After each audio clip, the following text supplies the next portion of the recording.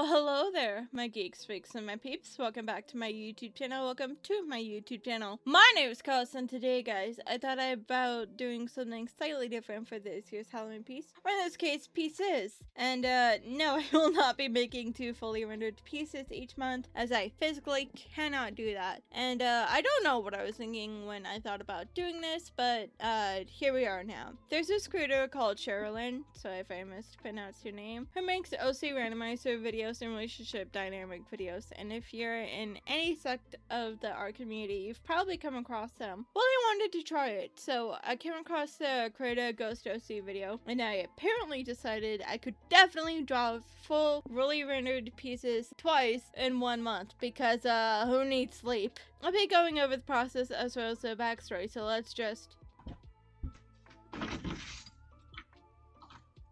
Hello?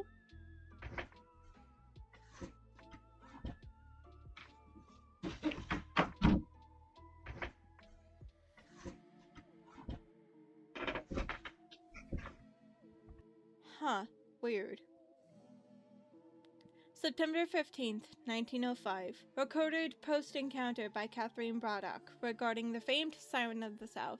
My path to aiding her journey started when a woman who looked like as if she got the morbs came in, Ruth Francis. It took a while for me to get her to calm herself, and she told me that her husband had gone to work and never returned. When I asked her why she went to me instead of a policeman, she simply said that she did, but neither of them believed her. She told me that she believed it was the Siren of the South, a common legend in this town from what I've gathered. I've also heard it called the Tale of the Weeping Bride. This story has some variations, but from what I understand, the most common elements are a woman who was a very talented singer who fell deeply in love with an unfaithful man. The man loved the singer, but it was more so for her power. They were courting for a while when the man proposed to her, and a few days before their private wedding in the bayou, he poisoned her with some type of berry-related dessert. The type of dessert varies wildly. Her symptoms were ignored as they were easily explained away, and during their secret ceremony, she collapsed and shortly passed away. It's rumored that her spirit haunts the bayou,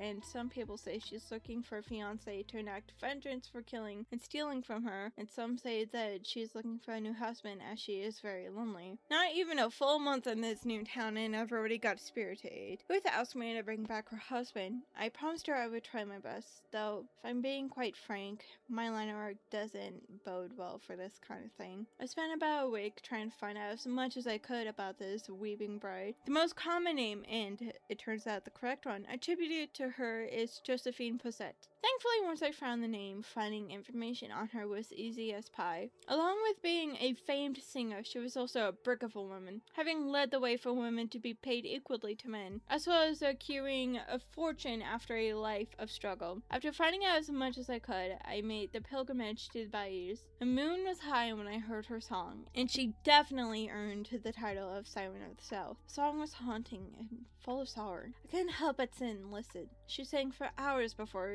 she realized I was even there. I honestly can't blame her for being spooked at my presence, and honestly I should be better at starting conversations after having to do this for over 2.5 centuries, but alas, I am not. Hello, my name is Catherine Braddock, and you're Josephine Posset, yes? Yes? I praised her voice, hoping to calm her, let her know that I wasn't a threat. We had a long conversation about her career, which thankfully she could recount a lot of. I have transcribed most of our conversation below. Why did you stay? I mean, how come you didn't move on? Came out of my lips a lot faster than I meant, but thankfully she seemed open to it. She thought about it. Maybe she hadn't thought about it before. I think because I wasn't ready. There's still so much I wanted to do. I wanted to still sing. I wasn't ready to give that up. There was a show I was so excited to do. I wanted a partner. The life of a performer gets isolating. A hall filled with thousands, and yet I'm alone. Is that why you've been kidnapping men? She went quiet before saying, "It's not fair. I mean he was, he promised." Why did Caleb betray me? Because men who are like him want power. And you were very powerful. You held a lot of influence, and he wanted that. He said he loved me. He was kind, he was loyal, he was the only person I had, and he poisoned me! And? Well, Death came in. I was scared. I told her I wasn't ready, that I had things I wanted to finish first. And those things were finding a husband? Part of it, yes, but I still wasn't ready to not have an audience anymore. I mean, I didn't mean to start kidnapping men at first. I was just singing, hoping to maybe find an audience somewhere. As it turns out, I couldn't leave this place. But then a man came by, Timothy, I think his name was. I don't remember. And I wanted nothing more than for him to be mine. Could have visit occasionally. I think he loved me too. I asked him to join me, and he disappeared.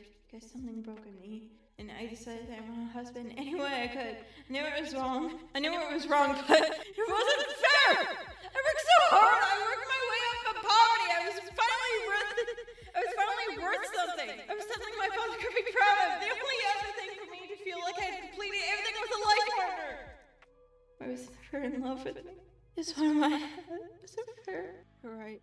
It wasn't fair. I am so sorry that you were betrayed. But it also isn't fair to the men you have taken, nor to their families. You deserved better, yes. You can rest. You won't be alone anymore. Let go of this world, and the men if you have them. You mean it? I promise. I've met her many times, and she takes good care of her children. You can still find a family, and you can still perform. It just won't be for the living anymore. After thinking about it for a long time, she finally agreed. She was ready for peace, and it turns out most of the missing men had been held captive by her, still alive, though some men were killed and had chosen to move on. It seems that Ruth Francis's husband was one of the lucky ones alive. After releasing all of the living men and finding the bodies of the dead for a proper burial, it was time for Josephine Posset to find rest. I assisted her with calling Death. After Josephine went with Death, I went back to town to get some assistance to transport the dead men. Some of the late-night shopkeepers helped, and the next day Mr. and Mrs. Francis came by to invite me to breakfast as a thanks. It was pleasant. We talked for a little bit, and they're very nice people. I don't want to leave them, but I know that eventually, like all the other towns I visited, I will. The town had a mass funeral for the fallen men, and like all the others, thus, Josephine's soul is at rest. Signed, Catherine Braddock. Is this thing on? It looks, I think it's on. October 31st, 2015. Recorded post-encounter by Catherine Braddock regarding apartment 942 in Ember, Jackson. Legends are something that have bothered me for a very long time. I mean, turning someone's life, and often very tragic death, to nothing but a spooky tale for entertainment feels wrong. And it seems only fitting that those turned into legends are often the ones that hit my radar first. Apartment 942 seems to be one of the newer ones. Their apartment was on fire in the 90s by a group of bullies. There was this girl named Amber Jacobson, a young bright girl, bold and brash and very quiet. She kept to herself quite a bit. But she was also a lesbian, and like anyone else deemed other, had to hide it. It got out, and some of the classmates deemed it necessary to, quote, cleanse the demon. It meant apparently that she had to die. The dead of night, they went to an apartment building and threw something that I've learned is now called a Molotov cocktail into her apartment. If it wasn't for the fact that they were planning on killing her, I'd say it's impressive that they even got it into an apartment, as it was on the 3rd floor. She couldn't get out in time, and no one came for us. The rest of the tenants were trying to leave, and the commotion, along with the flames, caused her to not be heard. I can't imagine a worse fate.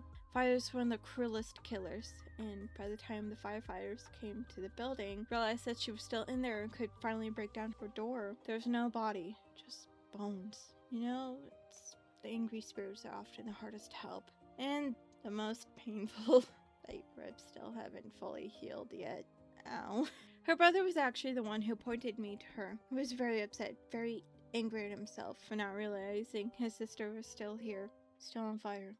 I asked him what pointed him to me. After all, I don't really advertise what I do. I can't. He told me that he actively avoided her apartment, that it was too much for him to handle, and how it brought him back when he found out that she was killed. But something in him told him that he needed to go there. And last week, he did that, and when he got there, he said that he felt as if his lungs were on fire. When he looked up, there was his sister in her burning apartment, on fire, smiling and appearing to be crying. He said he felt there was a hatred radiating from the apartment, like she herself was blaming him for leaving her. At this point, he was close to tears. He said he tried to fear himself, but as he, 1, isn't a death breacher such as I, and 2, didn't know what he was doing, all he did was anger her soul more, made it worse. He then said he researched as much as he could, as though, as any death breacher can tell you, that research is extremely hard to do. He found me through an old newspaper from the 1800s in hope that maybe I could help. I told him I would, and I told him that I needed as much information about her life as he could tell me. Probably not the most appropriate time for that to happen, but it was necessary. He told me about their childhood, their rocky home life, her moving out at 15, and what he knew of her school life.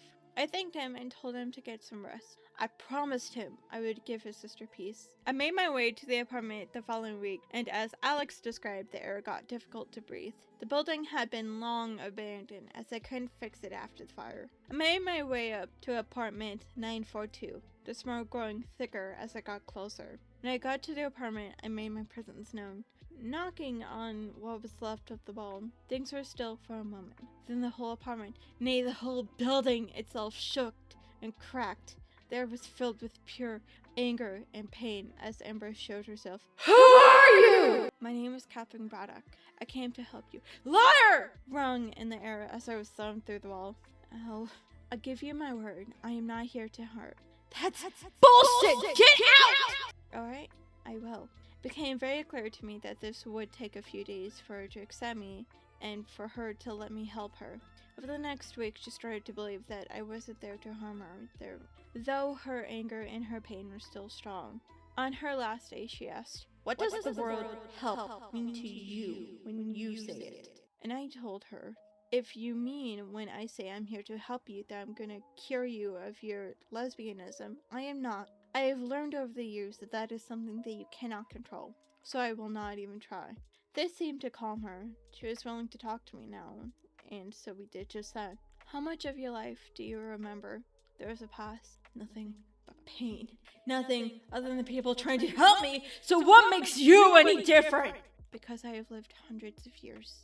I have helped many like you. I do not know if or how I can convince you, but I want to bring you peace. You deserve to rest. At this, it seemed like all the anger in her, for lack of a better term, was extinguished, giving way for the hurt child in front of me. The old fire still roared, but they were almost tired this time. I hate this. It hurts. I don't want to be dead! How long? Almost 25 years. That fire was almost 25 years ago. As the conversation went on, the fire slowed. I asked, Where did you stay? Why didn't you move on? I don't remember. I'm so angry. I still am. I hate it. I hate them. I hate being dead. What did I do to deserve this? The flames flashed hot at the question as tears flowed. Nothing. You did nothing to deserve any of the pain you went through. Your mother being an alcoholic, you having to raise your brother from such a young age. Being into, from what I understand, alternative music doesn't constitute bullying. Being a girl who likes other girls should not constitute death. The flames shrank in on themselves, as did Ember. I'm so tired. I hate being angry, but I don't know how not to be. So I know how I feel. I know it's wrong, but I want them all to feel how I felt then. No one tells you about having to stare at your own corpse. It's not wrong that you feel like that. I cannot lie and say I wouldn't feel the same. I won't harm them, but I can help you release the anger, and I can give you peace. Do you want that? I don't know how. I can help you. Thank you. I helped over the whole process. Death appeared in Amberland for the first time in a while, felt peace. Then, as I've seen many times before, Death took her to where she took my daughter, my father, my mother, and my husband's, and where I can't wait to be. And thus, like many others, Ember Jacobson found rest. So, as I mentioned, this whole process started with Charlotte created a Ghost OC video, and I somehow decided that with my limited time, and especially limited energy, I could definitely do 2 fully lined, colored, and rendered pieces. Well, I mean, by this video's existence proves I could, but I should not have done that. Especially since I already did a 2-piece Jessica and Juliet not even a month ago. Again, guys, I don't know what I was thinking. Also, gotta admit something. I might have cheated a little bit with this. I might have chosen the attributes for the characters from the ones given in the video. I know the whole point of these videos is to challenge you, but I was not gonna do that. Sherilyn, please forgive me. So, yeah. And for some elements, I just plain forgot to do them. For example, Josephine's hair is supposed to be wet looking, but I didn't do that. And by the time I realized I had already committed, even though it was still early enough in the process, I could definitely have changed it, but shut up, just shut up. And the problem for how Amber died in a fire trying to save someone, but I forgot the saving someone part, and by the time I realized it was actually too late for me to change it. I am so bad. And so super hard, guys. Like, I know every artist says that.